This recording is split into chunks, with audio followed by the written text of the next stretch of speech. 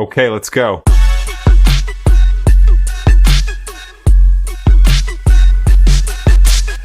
morning, everybody, and thank y'all for coming to our second edition of the Mr. Cooey Download, the Dish Download with Mr. Cooey. Thank y'all for coming. And I want to go and tell first, just introduce yourselves to me, because I don't know these three of you. I know your mom and dad, that's about it, but I know who y'all are, but I want you to tell us who you are. Trey Hosford, Principal, Columbia High School. Tia Gainey, Student Activities Director.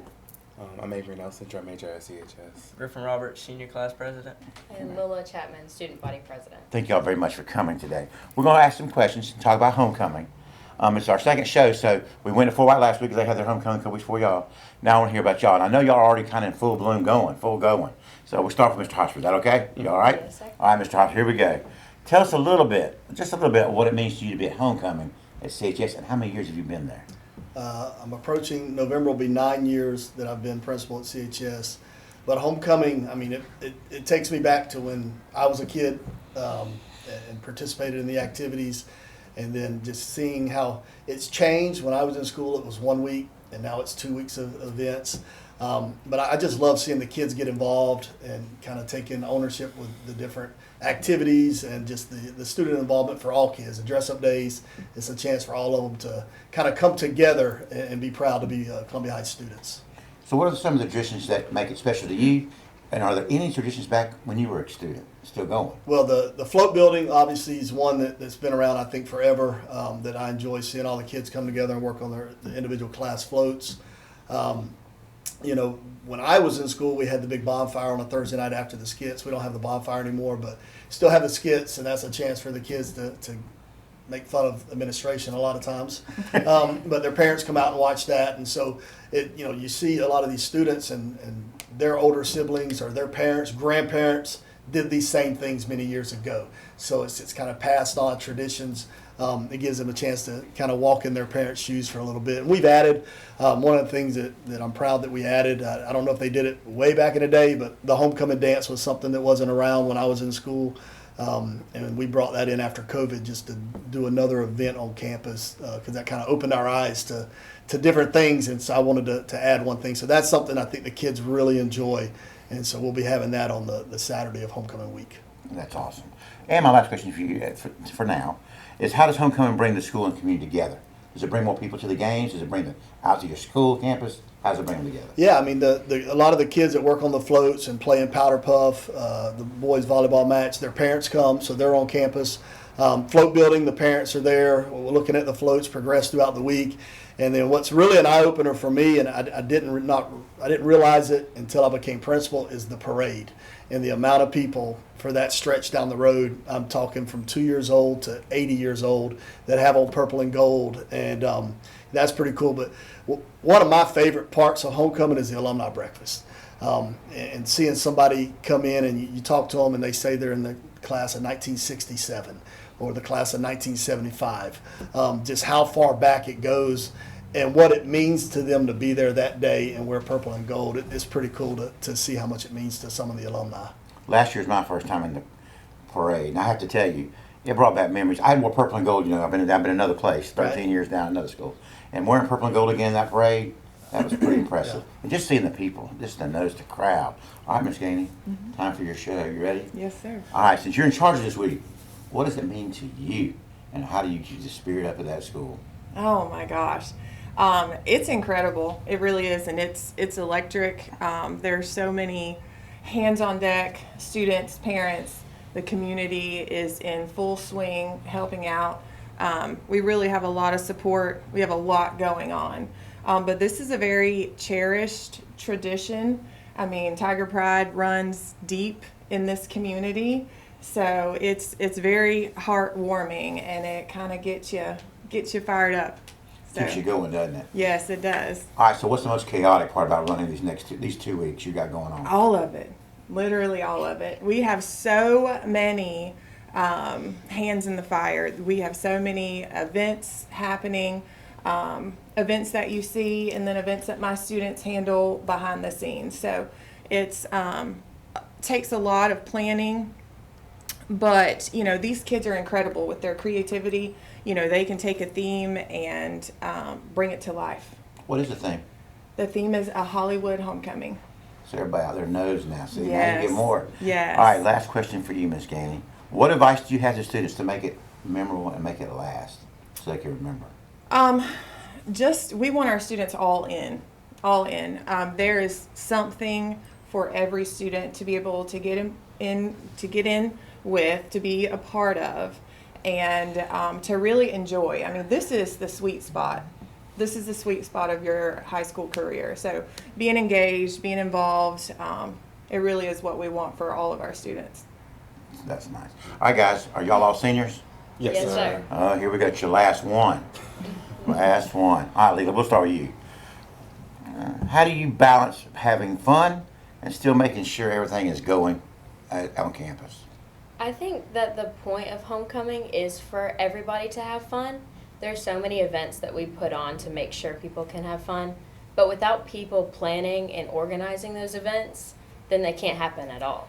So I think being able to come in and help plan events like the alumni breakfast and get the floats ready for the parade and skit night, all of that, getting it all planned, organized so it can be executed well, I think that brings the fun to homecoming. So as a student body president, what gives you the most excitement for this week? What do you want to share with your student body? Just that I'm so excited for it to be our senior year homecoming. This is the one that we've been building up to this whole time. It'll be our best float we've ever made, our best skit we've ever produced. So I'm just super excited, and I hope that everybody else wants to get as involved as I want to be this upcoming weeks. Thank you very much. Yes, sir. All right, Mr. Nelson. I know your dad well, so here we go. Avery, tell us what the band does for the motivation, the morale, and how do you keep everybody in line and upbeat? Honestly, we just look forward to Friday, even though we may be in our bright purple wool uniforms, hot as all get out. We still look forward to being in the parade, playing Tiger Fight song the whole night, just being there, hyping up the crowd, hyping up the student section when we can, joining in the cheer. Like, we'll mock some of the cheers sometimes, or we'll sing along with dance or do whatever we do. But I really do enjoy that part of homecoming. Yes, sir.